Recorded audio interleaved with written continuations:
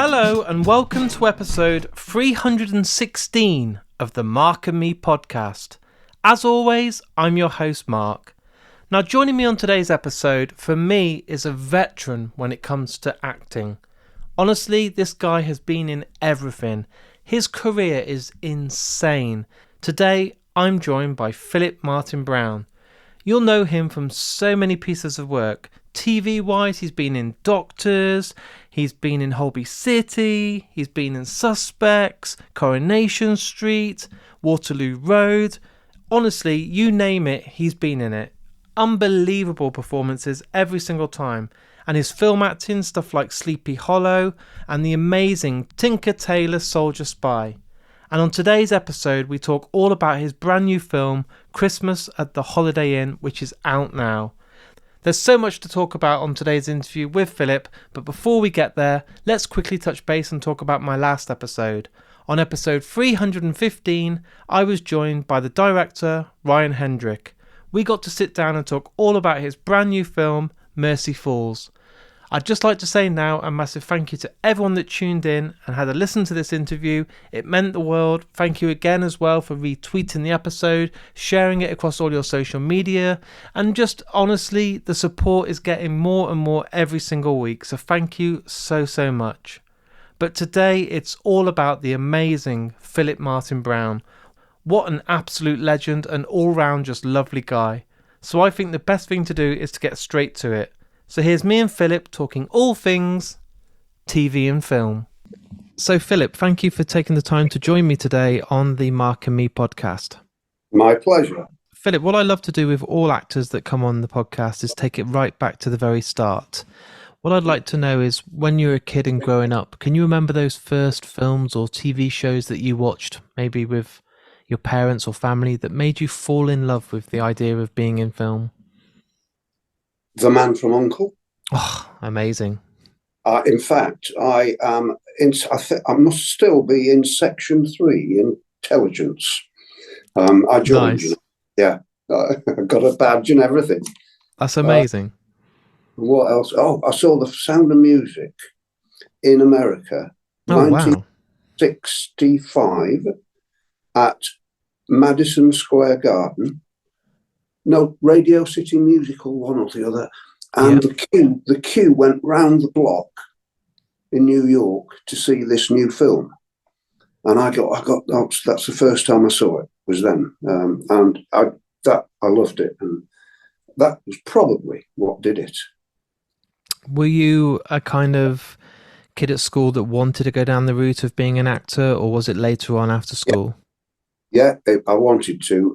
It was probably age 13. Someone said to me, you know what, you should be a comedian or an actor. And that light bulb moment, that was it. And then I sort of tried to work out, well, how can I do this? And the careers advisor got involved. And then I went to a college of further education. They couldn't wait to get rid of me at school. So I went to a college of further education and did drama and some O-levels, as was. That got me into teacher training college in London, where I learnt to be a teacher and teach English and drama. Amazing. So were your family quite supportive? Were they kind of, because, you know, if you turn around to your parents and say, I've always said this on most of my episodes, but if you turn around and say you want to be in a band as a famous rock star or an actor on TV, some of them say, well, that's a dream, but were they very supportive and believed in your vision? Yes, because I never said. See, the mistake that a lot of people make is, I want to be a famous actor or I want to be a famous musician. Well, then forget it. If you want to be, I say this to young actors or want to be actors, I say, if you want to be an actor, don't bother. If you have to be an actor, give it a go. And you started obviously in the late 70s with a lot of TV. When I looked at your kind of CV of all your work, I can't believe how much TV work you did. It's so much work and so busy. But was it quite early on that you thought to yourself, I'd mainly like to work in TV on these productions and these shows? Or was there kind of a part of you inside that was eager to be in a film? Anything. I just loved working. Yeah. And whatever came along, Mark, really. I like films.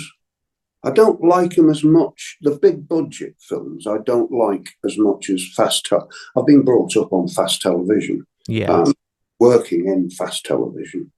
And there's something about it that gets the adrenaline going. Whereas in a big budget movie, there's an awful lot of hanging around while they do the lighting. Yeah. And then someone stands in for you while they adjust the lights and etc. And then you're called onto the set to take over from the stand-in and do the work, But there's so much hanging around. And I like to be busy. I like to keep going and keep working. What is it that keeps you wanting to do it? Is there because the variety of roles you've done is crazy. When you look at your CV, like all the main TV shows that I've watched growing up or my family have watched has your name attached to it. You've been in some of the biggest shows that have ever been on BBC and ITV. And it must be amazing to be around so many like-minded people, so many creative people, but also so much passion on set for these incredible shows. Yeah, I've had a great time, having a great time. Yeah. Yeah, I couldn't wish for anything better. It's been a wonderfully sort of diverse career. But in those days, when I was growing up and when I started out as an actor, there were lots of different TV shows on television. Yeah. But now, if you look at the listings magazine and count up how many hours of drama there are in an evening, it's woefully few. It's so true. Whereas when I was in my 20s, 30s, and 40s, there were 5 hours more of drama. Lots of different shows. You could go from one to another, but those days are gone. I think it changed obviously with stuff like Netflix and Amazon Prime, and you don't now have to kind of schedule your life around the TV. That schedules around you, so you can go and catch up and watch all these different shows and binge watch them. But I miss the kind of days of sitting with my family and it being an event, like sitting around and watching an episode together and then being left on a cliffhanger, and then all of us waiting to come back together the next week and then find out what happens. And I understand stuff like Coronation Street and stuff still gives you that, but I do miss those shows that would grip you and keep you going each week. And I think it made the family closer. Mm-hmm. Yes. Well, Waterloo Road, which I did for 9 series, that was a classic family show. They used to sit round, it could be the grandparents, the parents, the kids, all watching it together. And that was lovely. Yeah, it just, I don't know. I'm not complaining because I'll end up sounding like an old man and people will be like, listen to Mark moaning. But I just miss those days. And when I look at some of the shows you're involved in, I do think to myself, I do miss the golden era of TV when you could just sit down and you had to be patient to find out. You can't just keep clicking a button to put next episode. True. Yeah, it's very true.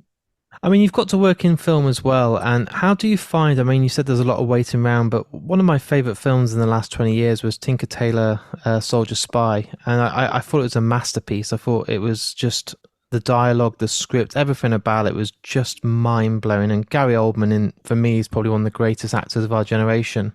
Mm. How was it to going from TV to this huge production with a big budget and obviously some incredible talent on there? Yeah, it was great. That was, a lot of hanging around on that. But it was, I had 3 hours getting made up. Wow. And at the time, I'm ashamed to say, I was a smoker. Right. Sit still at the best of times for me is very difficult. But without a cigarette, then sitting still for 3 hours, I had to say to the makeup girl who was doing all this I had a cutthroat. Yeah. And I just kept saying, oh, can I stop? Have a quick fag, please. And it was very difficult to keep still for 3 hours. But I did a movie called Frankenstein recently, in which I had to keep still for 5 hours. Oh, my God.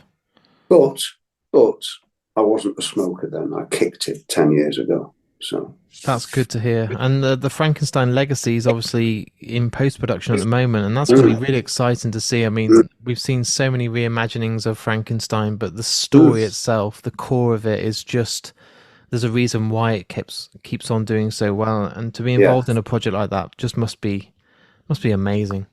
yeah, it was. That's Yeah, so good. And at the moment, obviously, we're promoting Christmas at the Holiday Inn, which is yes, out right now as people are listening to yes, this. yeah. How did this part come about for the role of Larry to you? Was it via your agent, or was there some auditions? Or I'm Yes, always intrigued how it comes about. it, wa- it was through my agents. He Yeah, rang up one day and said, "Would you like to do this?" And I got the script and saw the character, and I thought, well, that's the sort of character I've been playing for donkey's years. So yes, I'd like to do it, and it was great. I mean, Another looking at the villain. cast and the director and everything, to go to do these romantic comedies, especially before Christmas, is great. And there's something really nice about this film that we've talked about it a little bit on today's interview, but it's got a good family feel. You could watch it with your parents, with your Yes, grandparents, with kids, and everyone can take something from it. yeah, classic Christmas fare. That's exactly it. And how was it working on set? Was it really fun? Did you have a great time? Was there not too much waiting around? No, there wasn't. No, there wasn't. It was fun, and yeah, it was fairly quick for a film. You've had an amazing career. Have there been some sort of career highlights that you remember that will always stick with you? Is there sort of memories Yeah. that you've got of certain shows or roles that you're really proud of? Yes. Well, there was a movie I did called The Bounty. Yeah.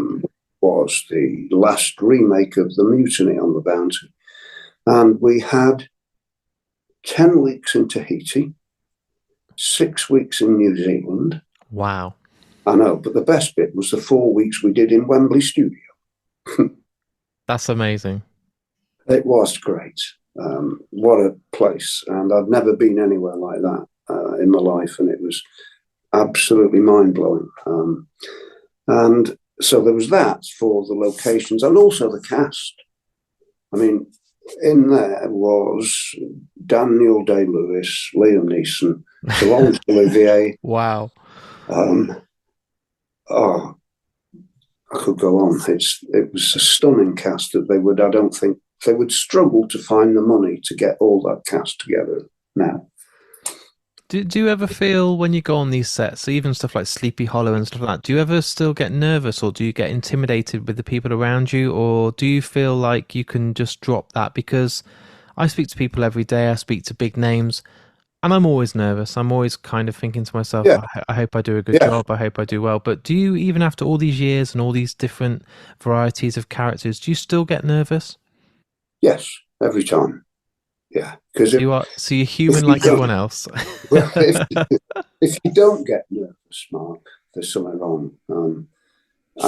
And the minute I say I'm satisfied Yeah. is the minute I'll stop working. Because you should never be satisfied. You should always, think I could have done better. Um, Yeah. that's and I don't like watching myself, but You literally took the words out of my mind, and I was literally about to say to you, do you ever watch back any of your performances? Because I speak to a lot of actors, and some people just say once it's done, they just close the door and they never watch it. mm, it's strange. But I think it's masochism. I know that I'm not going to like it, but I'd have to see it, and then I cringe and think, "Oh no, I didn't do that. I did. Oh, I did that," and I can see like the cogs going round as I'm speaking and what I was thinking, and so I don't like watching myself, but I always do. I suppose because you've been on so much stuff as well, you can't always avoid it. Sometimes you might just turn the telly on, it's an odd episode, or there's something on, and you're like, oh, there I am. Yeah, it's, And how do you find the work-life balance now? Do you feel like you've got a good place where you can work when you need to, but then spend yes, time with family and have a good balance, which is healthy? yeah, Because obviously, I'm sure in the late 70s and early 80s, you probably were working way too much and doing everything. mm-hmm. Yeah. I was away an awful lot. Yeah, But now it's nice that if something comes in that I like the look of and want to do, then I will. But otherwise, I don't need to. So it's nice. And then I can go over the allotment. Is that how you spend your time when you're not acting? Do you enjoy gardening? Yeah. I've got a garden to look after and an allotment, and I play the piano. Oh, So, lovely. yeah. So I suppose, is there a day that you think you might just say, I'm done with acting? Or are you this person? I mean, you've done 13, maybe 40 years of solid roles. Do you think there's a point where you might say, I'm done now? Or do you believe that it's always going to be in you and you'll always want to take that next role or always try and challenge yourself? I think so. Yeah. Yes. Yeah. You're never going to stop. What? You're What? never going to stop. No, I doubt that. Unless you get too many allotments, and then you might have to. Oh, yes. In fact, there is one that's up for grabs, and it's right next door to mine. I know. You tempted? Oh, a double allotment, eh? I don't think many of my listeners today will believe that we're talking about allotments, but I like this. My dad's a massive gardener. He's retired now. He's 85 and he spends all his days gardening. And do you know what? It's so therapeutic, so peaceful, and he really loves it. And I adore him, but I love how much passion he puts into his gardening, and it's his life now. Yeah, I can understand that. Yeah. It's beautiful. Now, a lot of people listen to this podcast are people that are studying film or wanting to start their careers in acting. I see a lot of people that write in or send emails and they listen to actors that I interview and they all want to know how to kind of get your work seen. And I understand it's not easy in this world because there's so many people that want to do it. But is there advice that you give, especially from your experience, to these people that helps them stand above the rest? Be yourself. Be yourself. Don't, when you go for an interview or an audition, don't put on an accent. If they're looking for to cast an American, just be yourself, and then they'll ask you to read and then do the American accent. But don't try and be American when you walk in. Just be yourself naturally. Yeah. And for people who want an agent, I would suggest finding a space somewhere in London, getting together with a mate or a couple of mates, putting something on, Yeah. then inviting agents to come see it. Because agents are notoriously bad at travelling. So unless you're putting something on and it's next door to their office, they're unlikely to go and see it. So central London or Manchester. Yeah. There are good agents in Manchester and elsewhere, I'm sure. And put something on yourself. Yeah, don't rely on others, kind of do it all yourself. That's great advice. And is there still roles in your kind of tick list that you'd like to do? I know you've done such a variety in TV and film, but are there still, I mean, you've done all the genres, but is there still something that you feel like you want to achieve? Is there still a certain role you want to play? Not one particular role. No. I've never done Shakespeare professionally. That would be. Do you know what? My wife's an English teacher. I've been married just over a year, and we've been to see. Congratulations. Thank you. We've been to see Macbeth 3 different times this year. I've been lucky enough to go to the Globe in London, the RSC in Stratford, and in Liverpool, and I've seen different representations of it. And I'm now really falling in love with Shakespeare. I was never the kid at school that wanted to study it, but it blows my mind. And I'm really glad you mentioned that because it's a role, especially in something like Macbeth or, I mean, the variety of work. There's so much, Midsummer Night's Dream, all this sort of stuff. But what an opportunity or experience it would be to do something like that. Yeah, absolutely. Yeah. Would there be a certain piece of work of his that you're interested in? You know, someone might listen to this now and ring you up and say, "Hey, I've got a part for you in The Taming of the Shrew" or something. Yeah. Bottom. Yeah. Yeah. What else? There's so many options, isn't there? And choices. Yeah. But a theatre production, you on stage. Yeah. Oh, I like stage a Yeah. lot, and I don't do as much as I really want to. So I'd like to get back on stage. Comedy, I love doing. Yeah. Maybe don't buy that second allotment then. I'll put it on hold. For now. I'll say Mark said I'm not to take it. Yes. And then take the role in Shakespeare instead. I will. Thank you. What I do on this podcast, and it's my final question for you today. I've had over 300 episodes now, and I've had all the different actors and directors in the world that have been on this podcast. They all get to choose the final song that's played. So as our interview's all ready today, it's all edited. The song that plays at the end can be chosen by you, but I do put you on the spot. So is there a certain song that you love by a band or a piece of music that you would love to make this episode personal, and it's your choice to be played out today? Young, Gifted and Black by Nina Simone. I love that you knew that straight away. Some people need a couple of minutes. They go off, they look on their telephone or their kind of iTunes, but you knew the song straight away. Is there a reason why that song came before any other? Just because I was thinking, as you were talking, of what I would choose. Wow. And that's the one that means a lot to you. Yeah. I think she is a fantastic singer. Yeah. And that's the best version I've heard of that song. Amazing. Well, our time is literally up by the minute, so I just wanted to thank you for coming on the podcast. It meant a lot. I really appreciate you taking the time to come on, and I believe our paths will cross again. The world is very small, and I hope that we get to talk again in the near future. Maybe one day, face to face. Great. Thank you so much, and good luck with everything. And I hope the film release goes really well. And your time is very precious, so thank you very much.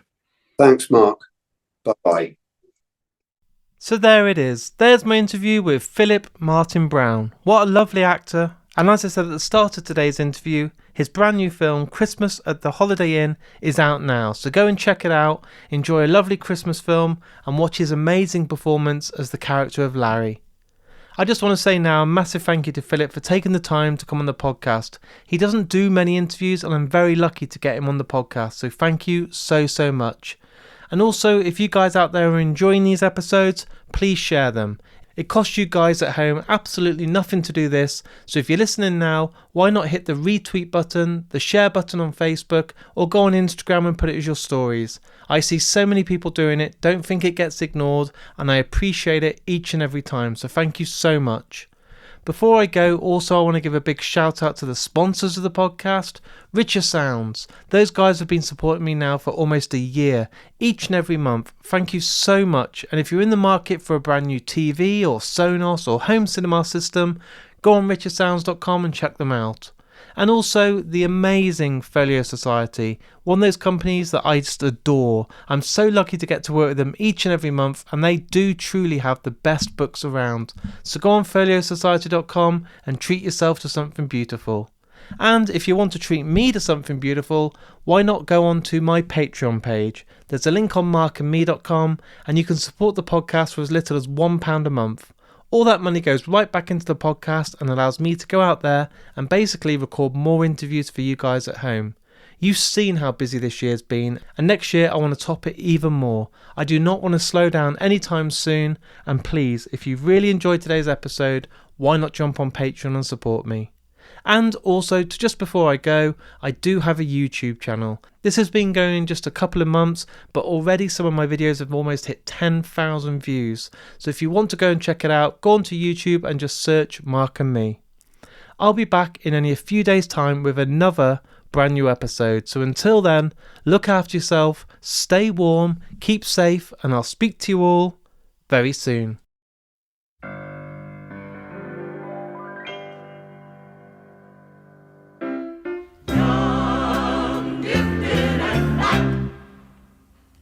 Oh, what a lovely, precious dream to be young, gifted, and black.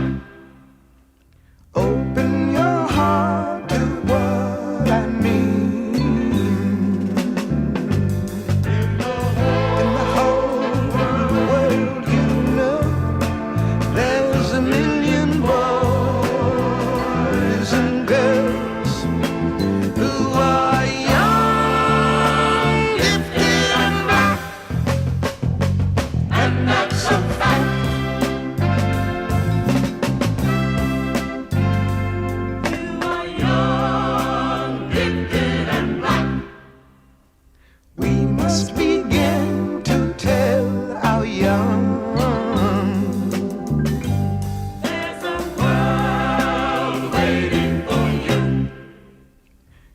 yours is the quest that's just begun.